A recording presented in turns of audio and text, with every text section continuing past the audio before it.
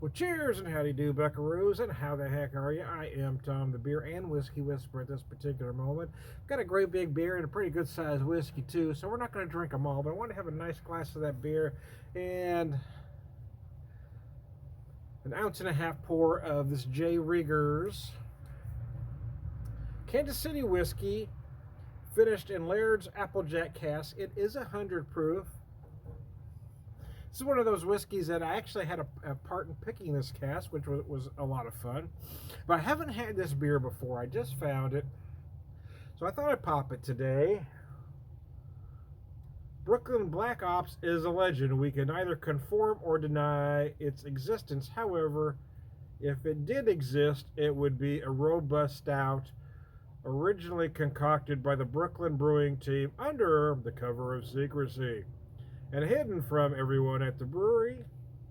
Supposedly, this vintage Black Ops is aged for months in 4 rows of small batch bourbon barrels and then re-fermented with champagne yeast. Oh, that's very interesting. Okay. Creating big chocolate and coffee notes with a rich underpinning of vanilla-like oak. Is Black Ops real? We can't say, but we think you'll love it.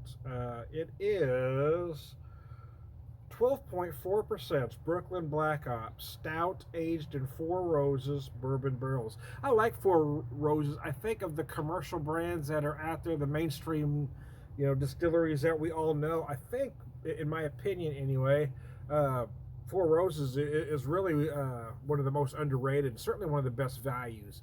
Anyway, let's check out that beer. I'm going to follow it up with that whiskey. Getting ready to put dinner on the grill here. Had a rare nice day here in the Ozarks for the time of year it is. So I'm going to grill us some bacon wrapped tenderloin for dinner. I thought about just doing medallions, but I called a last minute audible once I got a good look at that piece, because I thought it was smaller than it was, more narrow. I thought, well, I'll just cut small medallions, but it was a little bigger chunk than I thought. So, oh well, I didn't cut big, big bacon. Neither my wife or, in spite of the size that I am, I don't really eat as much as you might think. So I typically, will only eat 4 ounces of whatever meat we're having. So I cut it, cut it rather thick, but they're probably about 4-ounce bacon wrapped fillets. But the baked potatoes I have in the oven are rather large, man. I probably went a little heavier on the carbs, but you got to have a steak and baked potato if you're an old guy like me. Oh, that nose is incredible. Yeah, I for me anyway, I really believe that 4 Roses is one of the better values out there. In fact, it's gone up in recent years. When it first came to my market, it was a couple dollars less per bottle for the regular 4 Roses, less than Jim Beam, and several dollars less than Jack Daniels. And I personally think it's, well, I personally, I won't say better, but I personally like the flavors better. It's not of any less quality than those other two, but the price has gone up over the years, as it should, because it really is a remarkable whiskey. The single barrel is good, but I really like their small batch.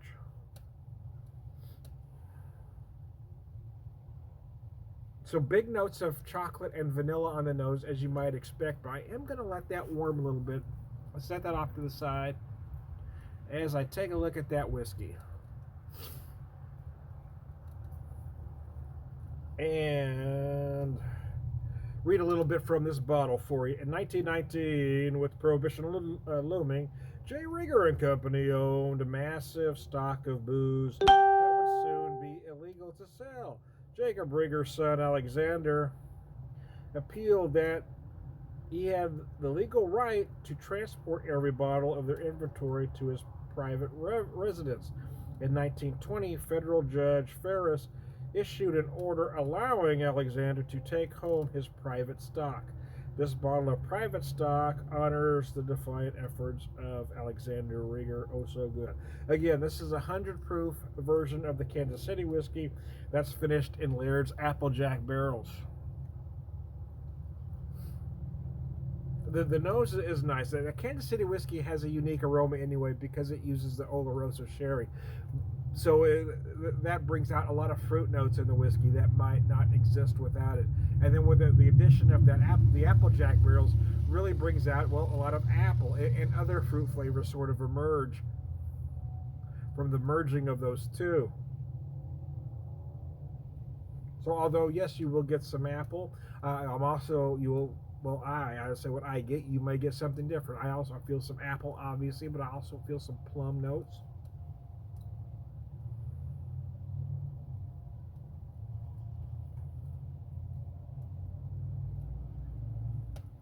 That's gorgeous. I'm just gonna take a drink, okay? Like I said, I got my taters in the oven. I've got my fire getting hot here. I'm going to use a little bit of charcoal just to get everything warm, but then I'm going to add some apple wood. So when my steaks are, I'm going to let that fire kind of die out, then add the apple wood and actually cook those steaks over an apple wood fire. But I didn't have enough apple wood to use some charcoal to get it going. But I use a natural lump. I personally prefer. I don't like to use briquettes. I think you get a cleaner burn, a cleaner taste with the lump. Use whatever brand you like. There's some that I prefer, but you know.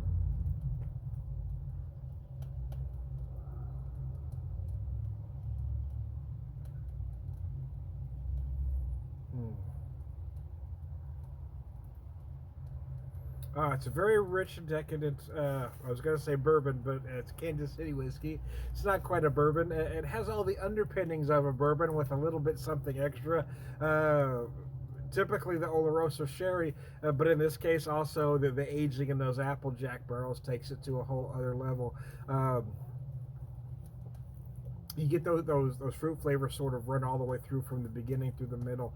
I get a nice amount of toffee in there as well. Some nutty hazelnut-like notes appear for me. Also feel, I mean, there is a nice amount of vanilla, but near the end is where I really feel a lot of that spice that kind of shows up and cleans up any sweetness that may remain. Cinnamon. Personally, feel like I'm getting some nutmeg, some allspice.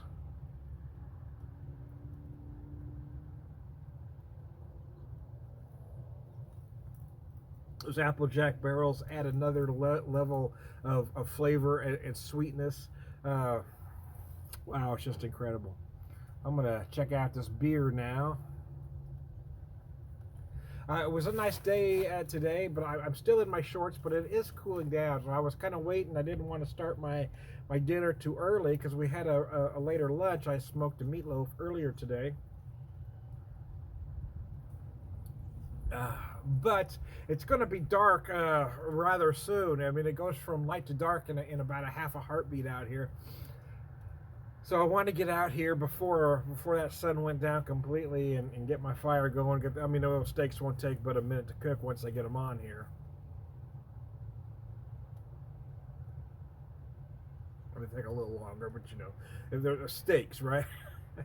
They're not going to take, especially those fillets. You know, I want to get it. I'm going to. My wife typically likes a medium rare, as do I. But for these particular steaks, we're going to go closer to a rare. Because of the quality of the meat, the tenderloin, I'm going to keep it pretty close to a rare. I'm certainly not going to jump above medium rare. This thing's absolutely delicious. Oh my Lord, it's amazing. And this will probably be my last beer of the evening because I'm going to kind of have this glass here and then kind of set that bottle off to the side and, you know, treat it like it's a bottle of red wine and just let it sit for a minute.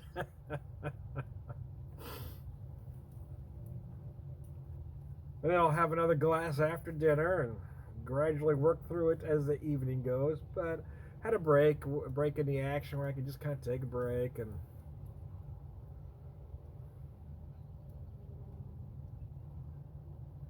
had a beer and a bourbon while I was cooking our lunch. Then I took a break, went in, watched some shows with the wife. We had to watch Die Hard, man, the ultimate Christmas movie.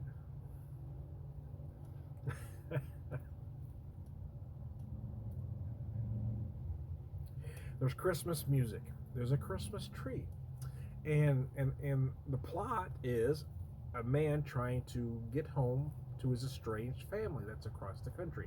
Now, if that's not the plot of a Christmas movie, I don't know what is. Now, there's a lot of stuff blown up, but that's not necessarily a plot. That's just what happens on his trek to get back to his family. That's how I see it anyway. That's how I see it anyway. He's just the man trying to get home. If that's not a Christmas movie, then I don't know what would be.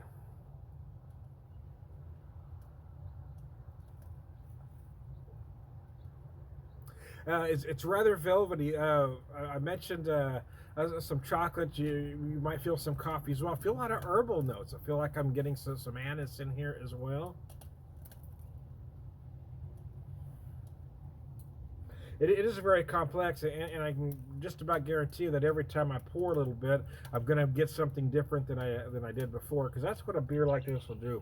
Imperial stouts tend to be very complex anyway, but when you put it into any kind of a barrel, even if you're just using oak, but you put it into a bourbon barrel, and you never know what you're going to pull out.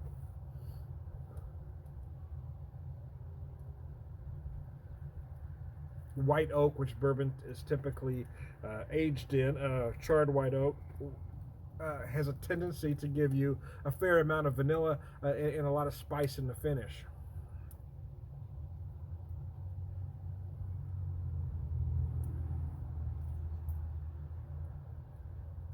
I know some smaller distillers are starting to double oak to try to get an aged the, the, the the quality of an aged whiskey without aging it quite as long by adding staves into the barrel. And some are adding French oak in addition with the American white oak, especially Missouri white oak. If you're using Missouri white oak really gives you a lot of spice. But anyway, the addition of that French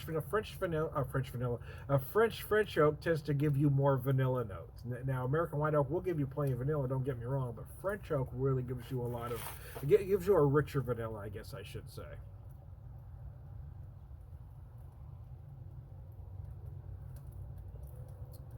Ah, that's gorgeous. I mean, I could probably sip this over about the course of 30 minutes or so, along with that whiskey, take it to about 45 minutes, and nobody wants to look at me that long. And I just realized how long I've been talking anyway. So we're going to go ahead and end this now before I run about 30 minutes on the video, and who needs that? But I just want to go over these two with you one last time. Please don't fall. That about break my damn heart. In fact, I'm going to put it somewhere else. I'm just asking for trouble putting it there. So I can get this bottle where you can see it. Brooklyn Black Ops. Brooklyn Brewery, they tend to be a hit and a miss with me for the most part of the varieties that have become available to me. But most of their stuff is good. Especially their out of the box stuff like this. This one they really did knock out the park.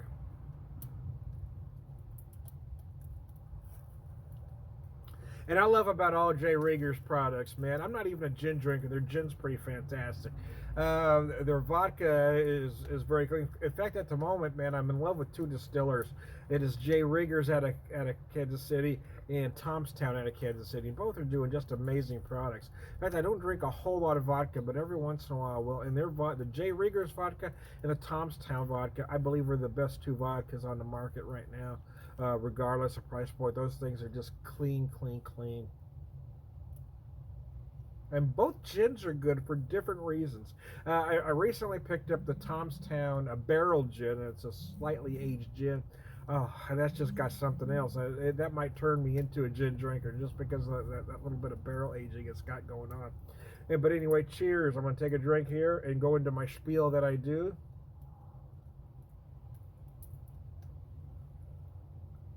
Since it's about time to pour my coals, I can see I am. Who are you? Who cares? I'm Tom the Whiskey Whisperer, Whiskey Evangelist, prolific whiskey drinker, pervert wisdom man.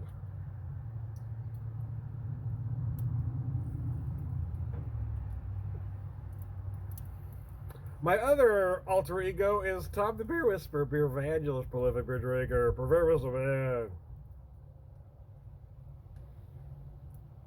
See, the more this warms, the more aromatic it becomes. Oh gosh, I could sit with this beer, talk to you if I was to drink the whole bottle over about an hour and a half, and I would come up with different flavors every time I poured a little bit more.